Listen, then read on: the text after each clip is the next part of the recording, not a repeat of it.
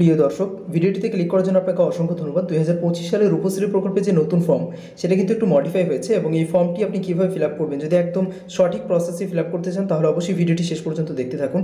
এবং আমি আপনাদেরকে ভিডিও শেষে বলে দেবো এই ডকুমেন্ট এর সাথে যে কী কী ডকুমেন্ট আপনাকে অ্যাটাচ করতে হবে, অর্থাৎ কোন কোন ডকুমেন্ট এর সাথে আপনাকে জমা করতে হবে ব্লক অফিসে, সেটাও আপনি ইনফরমেশনটা পেয়ে যাবেন। এবং অবশ্যই মাথায় রাখবেন যে সমস্ত ডকুমেন্টগুলো আপনারা কালেক্ট করবেন সেগুলো কোথায় থেকে কালেক্ট করবেন, পঞ্চায়েত অফিস এবং আপনার যে ঘোষণাপত্র, এই সমস্ত ডকুমেন্টগুলো কোথা থেকে কালেক্ট করবেন এবং বিয়ের কার্ডের পরিবর্তে কোন ডকুমেন্ট দিলে পারে সেটা পারফেক্ট হবে, অর্থাৎ বিয়ের কার্ডের অল্টারনেটও কিন্তু করা যেতে পারে। তো এই সমস্ত বিষয় এবং সবথেকে বড় কথা, আপনি বিয়ের কতদিন আগে রূপশ্রী ফর্মটিকে জমা দেবেন, এই সমস্ত তথ্য ইন ডিটেল জানতে হলে অবশ্যই আপনাকে ভিডিওটি শেষ পর্যন্ত মনোযোগ সহকারে দেখতে হবে। আমি আপনাদের সাথে আছি সোহেল স্যার। আপনাদেরকে ভিডিও শুরু করার আগে একটা ছোটো রিকোয়েস্ট আপনাদের কাছে আমি করব। আপনারা যদি আমাদের এই চ্যানেলে প্রথম বা নতুন দর্শক হয়ে থাকেন তাহলে বিনামূল্যে চ্যানেলটিকে সাবস্ক্রাইব করুন এবং পাশে আসা বেল আইকনটি প্রেস করে অল নোটিফিকেশনটা অন করে দিন, যাতে করে ইন ফিউচার আমি এই ধরনের ভিডিও আপলোড করলে সবার আগে আপনার কাছে পৌঁছে যায়। প্রিয় দর্শক, চলুন না দেরি না করে কিন্তু ভিডিও শুরু করা যাক। আমি আপনাদেরকে প্রসেসটা বলে দিচ্ছি, তবে তার আগে আমি একটু দেখিয়ে দেবো যে কীভাবে অ্যাকচুয়ালি এই ফর্মটাকে ফিল আপ করতে হয়। তো অ্যাট ফার্স্ট আপনারা দেখতে পাচ্ছেন এই জায়গাটাতে রয়েছে অ্যাপ্লিক্যান্ট নেম। তো এখানে অবশ্যই আবেদনকারীর নামটাকে দিয়ে দেবেন, তারপর তার ডেট অফ বার্থ এখানে দেবেন, তারপর ডেট অফ ম্যারেজ অর্থাৎ কোন ডেটে বিবাহ হচ্ছে এই ডেটটা কিন্তু আগে থেকে ঠিক করে নেবেন। ডান দিকে এখানে পাসপোর্ট সাইজে একটা ছবি অ্যাটাচ করে দেবেন কোণে, অর্থাৎ সেই ভদ্রমহিলা যিনার বিবাহ হচ্ছে। তারপর এখান থেকে তার অ্যাড্রেস লিখবেন, বাড়ির নাম্বার থাকলে দেবেন, না থাকলে দেওয়ার কোনো প্রয়োজন নেই। গ্রাম পঞ্চায়েত লিখবেন, তারপর এখানে রাস্তার নাম, কোন পাড়াতে বাড়ি সেটা লিখলেই হবে। তারপর দেখুন ডান দিকে রয়েছে ব্লক, কোন ব্লকে উনি বিলং করছেন, তার পাশাপাশি কেতুগ্রাম এখানে হচ্ছে পুলিশ স্টেশন কোথায় সেটা, তারপর কোন ডিস্ট্রিক্ট থেকে বিলং করছেন এবং পোস্ট অফিসের নাম, তারপর পিনকোড দিয়ে দেবেন। মনে রাখবেন বিবাহের অন্ততপক্ষে 1 মাস আগে ফর্মটিকে কালেক্ট করতে হবে আপনার লোকাল ব্লক অফিস অর্থাৎ বিডিও অফিস থেকে। ইনকেস যদি কিছু কিছু ব্লক মানে মিনিমাম টাইম হচ্ছে 1 মাস আগে, বিয়ের 1 মাস আগে কিন্তু আপনাকে এই ফর্মটিকে কালেক্ট করতে হবে। কিছু কিছু ক্ষেত্রে ছাড় রয়েছে ইমার্জেন্সি পারপাস, কিন্তু আপনারা ব্লকের সাথে কথা বলে নেবেন। যদি ওনারা অ্যাকসেপ্ট করেন তাহলে কিন্তু বিয়ের 15 থেকে 10 দিন আগেও কিন্তু এই ফর্ম সাবমিট করা যায়। তারপর এখানে দেখুন মায়ের নাম লিখবেন, তারপর বাবার নাম, তারপর দেখুন এখানে আবার ওই একই ঠিকানা কারেন্ট অ্যাড্রেস। তো বাঁ দিকে যদি আপনার কারেন্ট অ্যাড্রেস সেম হয় তাহলে ডান দিকে শুধু DO2 লিখে দিলেই হয়ে যাবে। একটু নিচের দিকে আসবেন, এখানে পঞ্চায়েতের নামে একই রকমভাবে ফিল আপ করবেন এবং পিন নাম্বার দেবেন। তারপর এখানে বলা হচ্ছে মোবাইল নাম্বার, মনে রাখবেন একটা চালু মোবাইল নাম্বার দেবেন, যাতে করে অ্যাক্টিভ মোবাইল নাম্বারে আপনাকে কিন্তু ওনারা পুনরায় কন্ট্যাক্ট করতে পারেন। প্রয়োজন পড়লে আপনি পাশে আরও একটা মোবাইল নাম্বার মেনশন করতে পারেন, সমস্যা নেই। ফাঁকা অংশে কিন্তু আরও একটা মোবাইল নাম্বার লিখতে পারেন। পরবর্তী অংশ যেটা রয়েছে সেটা হচ্ছে যে ব্যাংকের তথ্য। এখানে ব্যাংকিং ডিটেলসটা খুব ভালো করে ফিল আপ করবেন। একটা কথা বলে রাখি, রূপশ্রী প্রকল্পের কিন্তু আপনার ফর্ম তখনই আপনি পাবেন বা আপনার টাকাটা তখনই ক্রেডিট হবে যদি আপনার আধারের সঙ্গে ব্যাঙ্ক অ্যাকাউন্টের নাম কিন্তু একদম পারফেক্ট থাকে। যদি কোনো রকমভাবে মিসম্যাচ হয় তাহলে কিন্তু আপনি টাকা পাবেন না। সো বি কেয়ারফুল, আপনাকে একটু জেনে রাখতে হবে আপনার ব্যাঙ্ক অ্যাকাউন্টের নাম এবং আধার অথবা অন্যান্য ডকুমেন্টের নাম যেন একই রকম থেকে থাকে। তারপর এখানে আপনার ব্রাঞ্চের নাম দেবেন, এখানে IFSC কোড দেবেন এবং MICR কোডটা দিয়ে দেবেন। MICR কোডটা কোথায় পাবেন ব্যাংকের বইয়ে, আমি সেটা আপনাদেরকে শেষে দেখিয়ে দেবো। কোন ব্যাংকে বই রয়েছে, SBI, UBI, PBGB সেটা দেবেন। তারপর এখান থেকে কোন ব্রাঞ্চে এবং তার অ্যাড্রেসটা দিয়ে দেবেন। এখান থেকে আপনাকে কিন্তু অন্যান্য তথ্য দিতে হবে, যেমন কতদূর পড়াশোনা করেছে, এখানে সেকেন্ডারি, মাধ্যমিক নাকি সেকেন্ডারি নাকি হায়ার সেকেন্ডারি নাকি ডিপ্লোমা যাই হয়েছে সেটা এখানে, বা প্রাইমারিও দিতে পারেন। এখানে যদি পাত্র বা পাত্রী নিরক্ষর হন অর্থাৎ পড়াশোনা না জানেন সেক্ষেত্রে আদার্সে টিকমার্ক করতে হবে। তারপর এখানে দেখুন এখানে রয়েছে জেন্ডার, জেনারেল নাকি SC ST OBC, তারপর ডান দিকে রয়েছে রিলিজিয়ন, কোন ধর্ম থেকে উনি বিলং করছেন। এরপর পাত্রের কিছু ডিটেলস এখানে নিতে হবে, যেমন ডান দিকে পাত্রের পাসপোর্ট সাইজের এক কপি ছবি অ্যাটাচ করবেন, তার নাম লিখবেন, পাত্রের জন্মের তারিখ লিখবেন এবং পাত্রের অ্যাড্রেস, বাবার নাম, মায়ের নাম এবং নিচের দিকে দেখুন ফুল অ্যাড্রেস লিখে দেবেন। সেকেন্ড পেজে আপনারা দেখতে পাচ্ছেন এখানে সম্পূর্ণ অ্যাড্রেসটা লিখতে হচ্ছে। দেখুন বাঁ দিকে যখন আপনি লিখবেন অ্যাড্রেসটা, ডান দিকে ওটাকে DO লিখে দিলেই চলবে, কেন কি ডান দিকে যদি সেম অ্যাড্রেস হয় তাহলে লিখতে হচ্ছে না। এরপর আপনাকে পিনকোড দিতে হচ্ছে এবং নিচের দিকে আসবেন। এখানে একটা মিস্টেক আমাদের হয়েছে, সেটা হচ্ছে যে এখানে দেখুন পরপর 3টেতেই আমরা টিক করেছি, বাট আপনারা যে কোনো একটাতে করবেন। এখানে বলা হচ্ছে যে my parents are permanent resident of West Bengal. এখানে রয়েছে আমি পশ্চিমবঙ্গের স্থায়ী বসবাসকারী এখানে এবং পশ্চিমবঙ্গে জন্মগ্রহণ করেছি, এই প্রথম ঘরটায় টিকমার্ক হবে। আপনারা অবশ্যই খেয়াল রাখবেন প্রথম চৌকোনা বক্সটাতে টিকমার্ক হবে।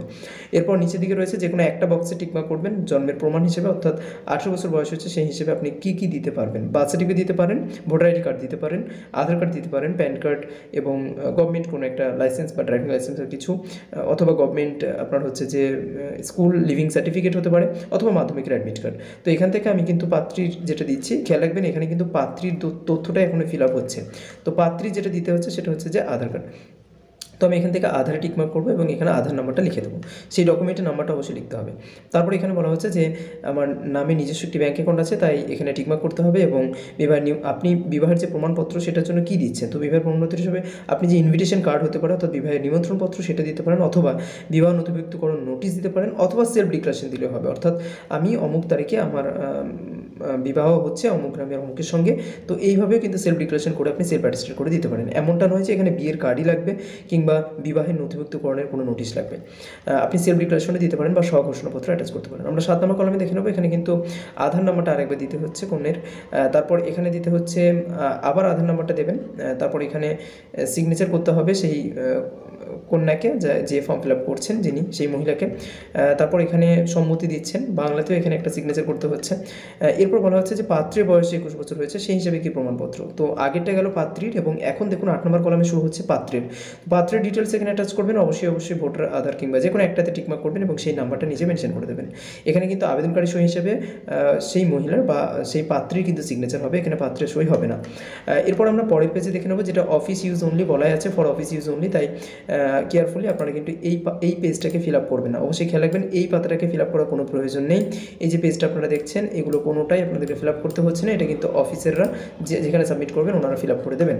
আমরা পরবর্তী পেজে চলে যাব, পরবর্তী পেজে হচ্ছে যে আচ্ছা এই পাতাটা একটু বলে রাখি, অফিস ইউজ বলতে এটা হচ্ছে আপনাকে আবার ইনকোয়ারির সময় আবার ওনারা আসবেন এবং কিছুজন সাক্ষী সই করাবেন সেই দিনকে, যেদিনকে বিবাহ হবে কিংবা বিবাহের 2-1 দিন আগে কিংবা বিবাহের পরেও আসতে পারেন, তখন কিন্তু সাক্ষী সিগনেচারটা ওনারা করিয়ে নেবেন, তাই এই পেজটাকে কিন্তু অবশ্যই ফিল আপ করবেন না, 5 নম্বর পাতাটা ফিল আপ করার কোনো প্রয়োজন নেই। এরপর আপনারা দেখুন এখানে রয়েছে আরও একটা, যেটা আবেদনপত্রের স্বীকৃতিপত্র, যখন আপনি ব্লকে সাবমিট করবেন এই ফর্মটাকে তখন কিন্তু ওনারা আপনাকে এই রিসিভ কপিটা কেটে দেবেন, তাই আপনাকে এখন এই ফর্মটিকে ফিল আপ করতে হচ্ছে না, অর্থাৎ এই যে পেজটিকে 6 নম্বর পেজ এটাকেও আপনাকে ফিল আপ করতে হচ্ছে না, এটা আপনি যখন ব্লকে সাবমিট করবেন ওনারা কিন্তু এটাকে রিসিভ হিসেবে দিয়ে দেবেন আপনাকে ভর্তি করার পর। এখানে কিছু রয়েছে যে বিবাহ অবশ্যই রেজিস্ট্রি করতে হবে, রেজিস্ট্রেশন প্রয়োজন আছে, তাই সবসময় যেন রেজিস্ট্রেশন করে রাখবেন বিবাহর, এখানে বলা আছে, এই কথাটাই শুধু বলা আছে। আরও একটু দেখে নেবেন এর সঙ্গে কী কী লাগবে সেই সমস্ত ডিটেলসও বলা আছে। এরপর আমি আপনাদেরকে বলবো যে এর সঙ্গে আসলেই কী দিতে হচ্ছে। দেখুন এর সঙ্গে বিডিওকে একটা অ্যাপ্লিকেশন লিখতে হচ্ছে, রূপশ্রী প্রকল্পের প্রকল্প বিষয়ে অঙ্গীকারপত্র, এটা বিভিন্ন পঞ্চায়েত থেকে আপনার হচ্ছে বিভিন্ন ব্লক থেকে চেয়ে থাকে, আবার বিভিন্ন ব্লক থেকে চায় না, তো যদি চাই তাহলে এই ফর্মেটে আপনারা একটা তৈরি করে নেবেন। আপনারা চাইলে একটা সাদা জেরক্সের পেজেও কিন্তু এটা করতে পারেন, A4 পেপারে কিন্তু এই অ্যাপ্লিকেশন এভাবে লিখতে পারেন, এটা হাতে কলমে লিখলেও হবে অথবা কম্পিউটার লিখে প্রিন্ট আউট করলেও হবে, আপনারা যেকোনোটা করতে পারেন। আমি যে ফর্মেটটা দেখাচ্ছি সেইভাবে কিন্তু অ্যাপ্লিকেশন লিখবেন। এটা আবেদনকারী অর্থাৎ তিনি যে বিবাহের জন্য প্রস্তুত সেই হিসেবে আবেদনকারী একটা অ্যাপ্লিকেশন করছে এবং রূপশ্রী প্রকল্পের যে অ্যামাউন্ট সেটা যেন তিনি পান তার জন্য তিনি এখানে একটা অ্যাপ্লিকেশন করছেন বিডিওকে। এই যে বলা আছে এখানে প্রতি সমস্ত উন্নয়ন আধিকারিক, তারপর ব্লকের নাম কেতুগ্রাম। তো আপনারা চাইলে এখানে কিন্তু ইংলিশে হেডিংটা করতে পারেন, to the BDO of Ketugram application for Rupashree project, এরকম লিখলেও হবে। তো এখানে আপনারা বাংলাতে এই যে ফর্মেটটা রয়েছে যেভাবে আমি করে দিয়েছি ঠিক এইভাবে কিন্তু আপনারা করবেন এবং নিচে অবশ্যই গ্রাম পঞ্চায়েত প্রধানের সিগনেচার করিয়ে নেবেন। তারপর নিচের দিকে রয়েছে আপনি যে গ্রাম পঞ্চায়েত থেকে আসছেন তার একটা ইনকাম সার্টিফিকেট, অবশ্যই পারিবারিক ফ্যামিলি ইনকামটা লাগবে, তো বাৎসরিক কত ইনকাম সেটা নিয়ে একটা পঞ্চায়েত সার্টিফিকেট কিন্তু অবশ্যই তুলে নেবেন, যেটা এখন আপনারা অনস্ক্রিন দেখতে পেলেন। এরপর আপনাকে কিন্তু পঞ্চায়েত থেকে একটা ঘোষণাপত্র নিতে হবে, যিনি বিবাহ সম্পর্কিত তথ্য যে সঠিক সেটার জন্য কিন্তু আপনার পঞ্চায়েত কিন্তু কী করবে, একটা অ্যাপ্লিকেশন ফরওয়ার্ড করবে ব্লককে, সেটা আপনার থ্রুতেই, এবং সেই অ্যাপ্লিকেশনটা আপনারা এখন দেখতে পাচ্ছেন এই যে ফরম্যাট, এই ফরম্যাটটাকে কিন্তু আপনাকে রেডি করে নিতে হবে। তো এই সমস্ত কিছু রেডি করে নেওয়ার পর এর সঙ্গে পাত্রের সমস্ত ডিটেলস, আধার, পাত্রের শুধুমাত্র আধার কার্ড এবং পাত্রের আর কিছু লাগছে না, কিন্তু পাত্রের আধার কার্ড, ব্যাংকের পাসবুক, তারপর আপনার হচ্ছে অ্যাডমিট কার্ড বা আরও যা ডকুমেন্ট রয়েছে এই সমস্ত ডকুমেন্টগুলো অ্যাটাচ করবেন। এবং এখানে খেয়াল করুন এমআইসিআর কোড যেটা আমি বলেছিলাম সেটা হচ্ছে যে এমআইসিআর কোডটা অনেকে খুঁজে পায় না, তাই আমি বলে দিচ্ছি।